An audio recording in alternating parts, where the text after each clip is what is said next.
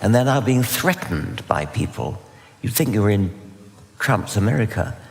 And they're now being physically threatened. These judges are being physically threatened. I suppose mainly at first as a way in which I could give money in a charitable way, both in Britain and in America.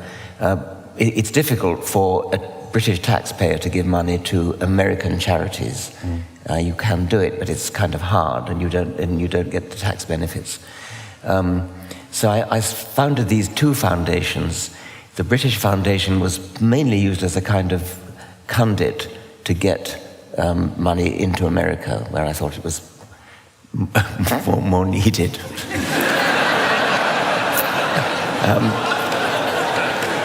It's also, part of this is because, for whatever reasons, most of my fellow Americans, if I say something, they can blow it off.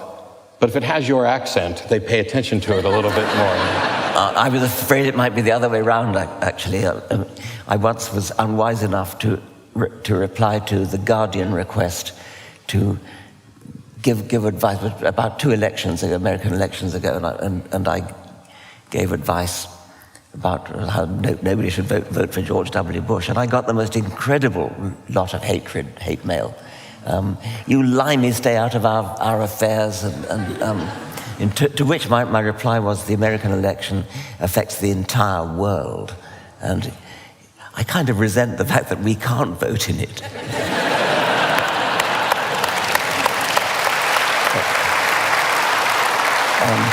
But I seem so do I. I got off the point. When I came through customs, the customs agent said, "Oh, you're going to be giving a talk tomorrow night." I said, "Yes." And I flew in Saturday, and she said, "So you're only here for Sunday, and then you fly home on Monday?" And I was like, "Yes." And this seemed to baffle her a little bit, so she wanted to repeat it. "So you're here for just one day to give a talk?" And I said, "Yes, but depending on the election results on Tuesday, I might be back the following weekend." Anyway, I digressed. The American Foundation is the one that actually does most of the work, and it's now extremely flourishing, and it's just about to merge with the Center for Inquiry, which is a much larger, flourishing organization in America, and I think also in Canada. And between us, we're doing a lot of exciting things. One of them is the Openly Secular campaign. You're probably aware that in the United States, it's very, very hard for an atheist, or an open atheist, to become a member of Congress. In fact, there aren't any.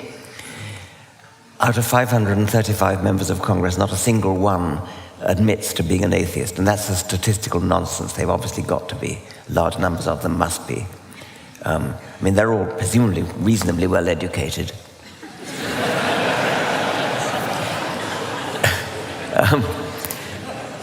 And yet it doesn't seem to be possible to get elected if you're honest in this regard. So you've either got to be religious or a liar to get elected.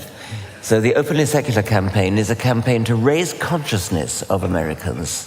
I mustn't use that word, of United States citizens, to raise consciousness by making YouTube videos, getting celebrities to make little videos saying, "I am openly secular." And we get ordinary people to say, "I am openly secular," just nice people, sort of people you'd like, people you know.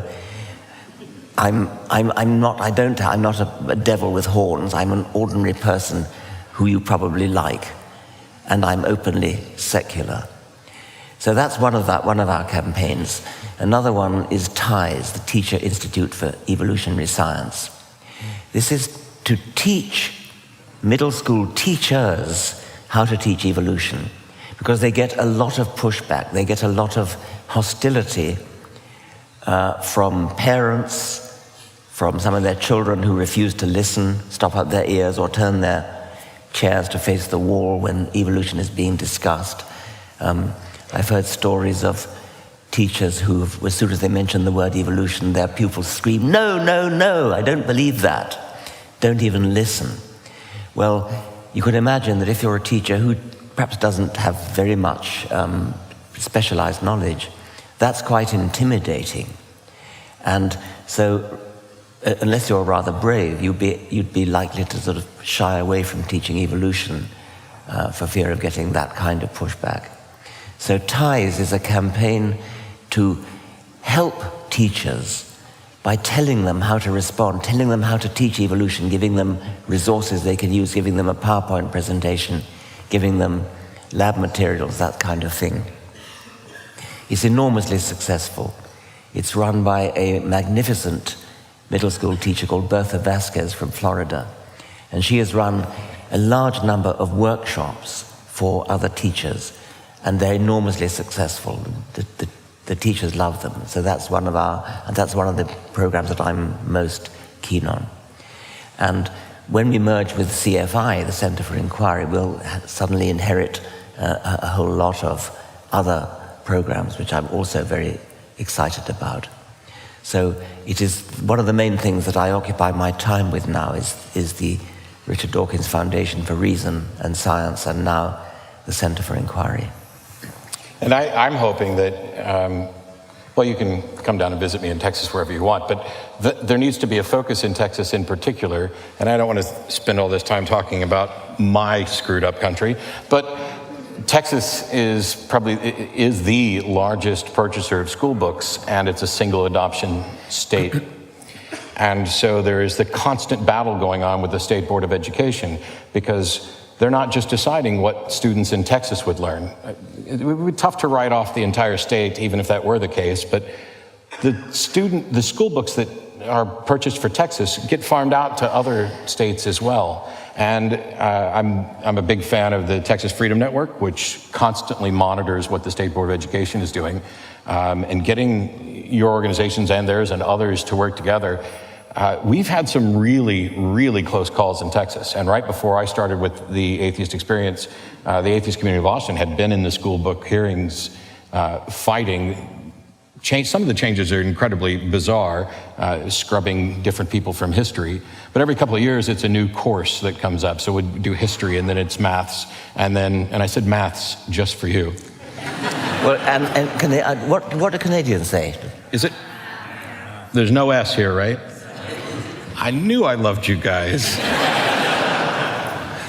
But this fight that goes on it's bizarre, and it reflects what you and I deal with when we're dealing with religious individuals as well.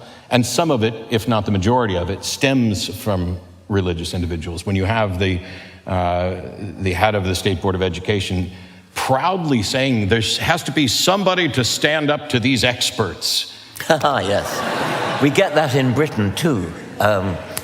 You know about this awful thing called Brexit, which is a catastrophe. One of the leaders of the Brexit campaign, Michael Gove, who was then a cabinet minister, actually went out and said, "Mistrust experts. You are the experts here." Well, I'm afraid that's exactly what happened, and we had a vote from people who are manifestly not experts in the complicated, sophisticated economic question of whether Britain should leave the European Union.